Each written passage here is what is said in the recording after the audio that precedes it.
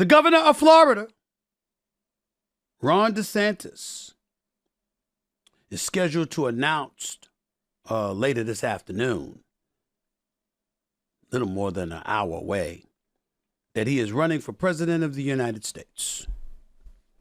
He is scheduled to make this announcement of his presidential run on Twitter in a conversation with the man who purchased Twitter for $44 million, Mr. Elon Musk. 3 sources familiar with the plans told NBC News. Got to give him credit. It'll be moderated by David Sachs, a tech entrepreneur who is a Musk confidant and DeSantis supporter. The relationship, according to reports, could be a big boost for DeSantis, giving him an introduction to Musk. Musk has a massive following, including his 140 million Twitter followers. A source within DeSantis' team say Musk's participation is viewed as a clear sign for his support for the governor. Musk, if nothing else, is not unpredictable. On Friday, he tweeted praise for an ad by Senator Tim Scott, a Republican from South Carolina, one of DeSantis' rivals for the GOP nomination. Musk retweeted a post by Scott featuring a video of his announcement speech with the caption, "Let's go." He praised the Scott campaign ad that features him denouncing victimhood and promoting individual responsibility as a great statement. Why am I bringing this up? I want y'all to forget Santis for a second. I want you to think about a more general picture that's transpiring.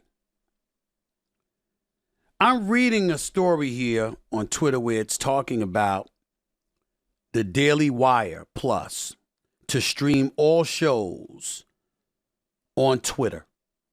Daily Wire. Talking about folks like Ben Shapiro and Candace Owens.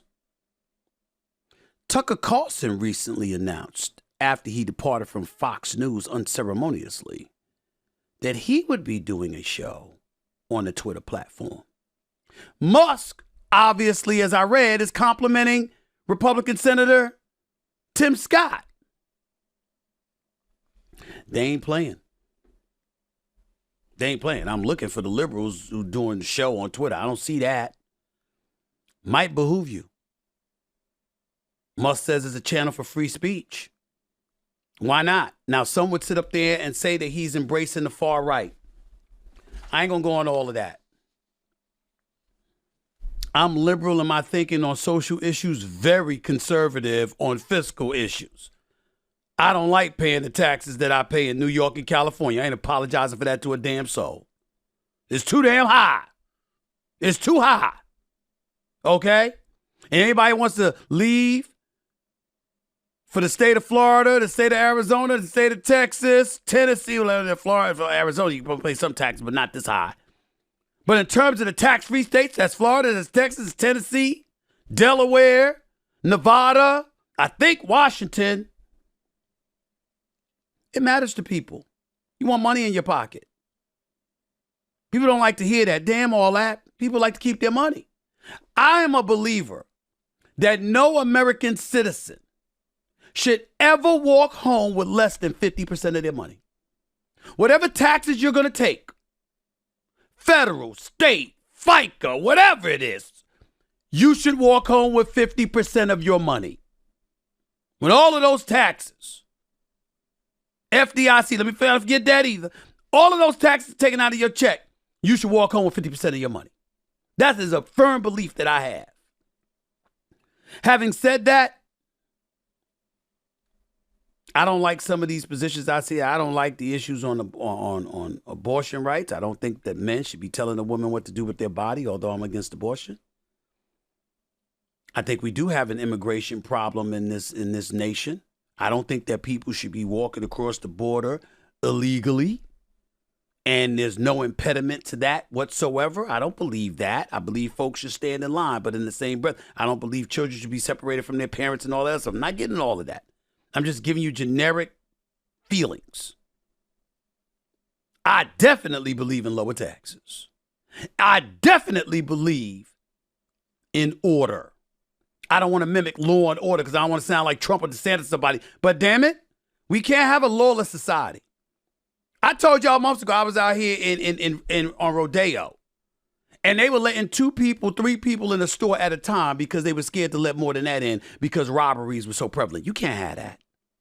That kind of mayhem will destroy businesses. And once you destroy businesses, you severely compromise, if not destroy the economy. And the capitalistic society that we're living in no longer exists. I ain't down with that.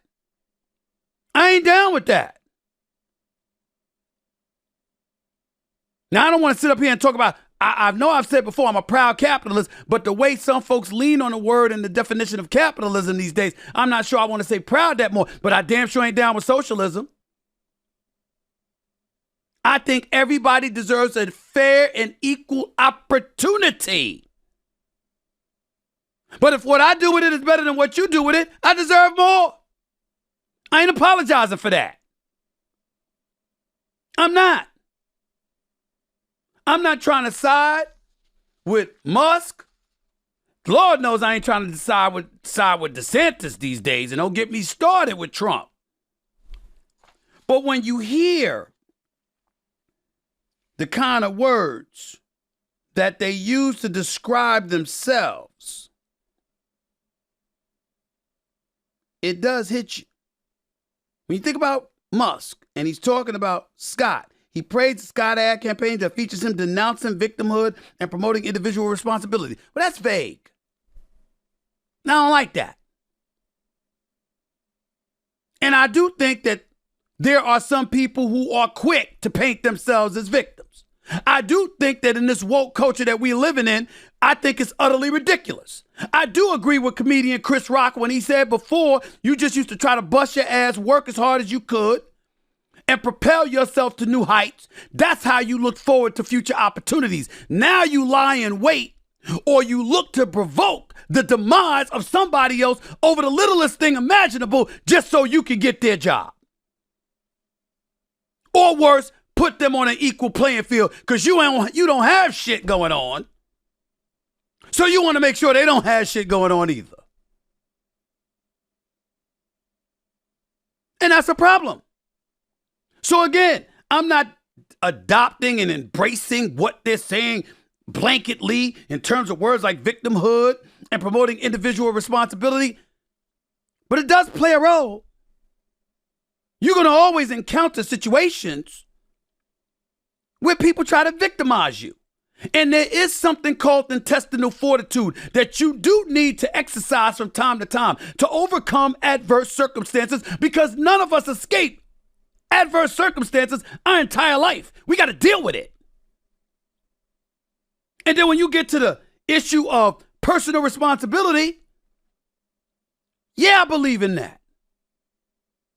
You're a grown-ass man or a grown woman. To some degree, you harbor a level of responsibility for your actions and how do you behave. There's reasons for everything.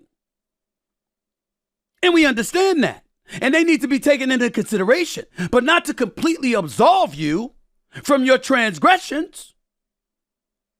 If that's the case, nobody belongs in jail. Nobody belongs in prison.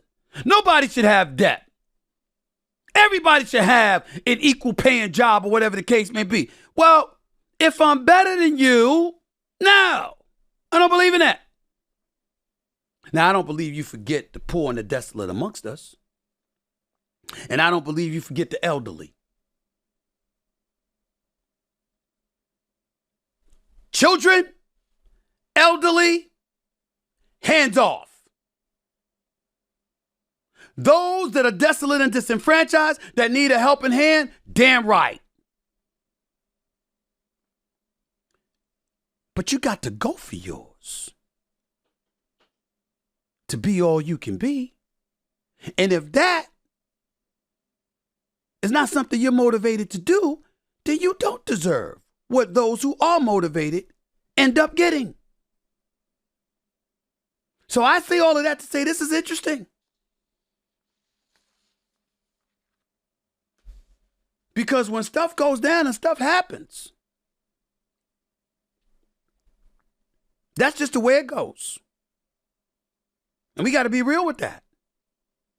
DeSantis, I can't imagine a whole bunch of black folks and women who are pro-choice or anybody that adopts anything about a woke culture being inclined to vote for him. But when you take into account the conservative voters out there, I will remind you that over 70 plus million people voted for Donald Trump. And the 80 plus million people that voted for Joe Biden were doing it to vote against Trump. Those same people could have voted for Bernie Sanders. They didn't think about it because they said, you know what? We're not a socialist society. We ain't trying to hear that. And people believe there's no way in hell he would have won. That's how Biden, don't get him started with what happened in South Carolina and how that helped propel him to the presidency. But this go round,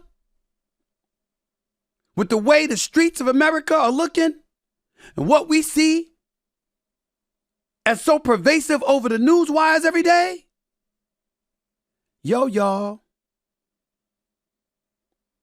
once Musk and Twitter comes into the equation and they truly embrace that right in a way they deem no other social media outlet has done, Musk might be on to something. It might help DeSantis. Only people it may hurt is Fox News. Because if Twitter establishes itself as that kind of outlet for the far right or anybody leaning right, they might not watch Fox News with the regularity it once did. Especially since Tucker Carlson is coming there. Interesting times. I'm intrigued, I'll say that much.